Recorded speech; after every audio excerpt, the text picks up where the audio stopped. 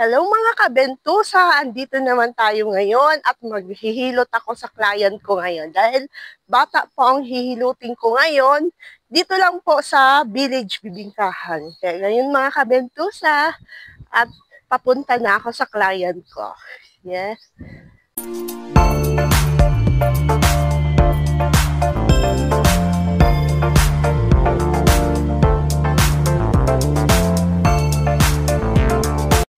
Lakad-lakad muna ako ngayon at wala pong e-trike kasi gamit po ni ate yung e-trike ko. Kaya ngayon, at palakad-lakad muna ako mga kabentusa. Pupunta na po ako sa 10th Street. Dito lang po sa Village Bibingkahan mga kabentusa. Nasa mid muna ako. Buti nakita ko ng kapitbahay ko. Yung pala, nagbablog pala ako at maghihilot pala ako. Kaya ngayon, mga kabentusa, on the way na ako ngayon. On the way na ako ngayon sa 10th Street. Punta na ako dyan. Di ba? Mga kabentusa, wag natin silang pilitin na makunan ng pictures or videos. Wala tayong permission for vlogging. Kaya ngayon mga kabentusa, paalam muna tayo ngayon.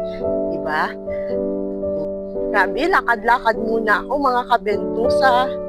Grabe kong exercise ngayon mga kabentusa. Kaya andito na ako.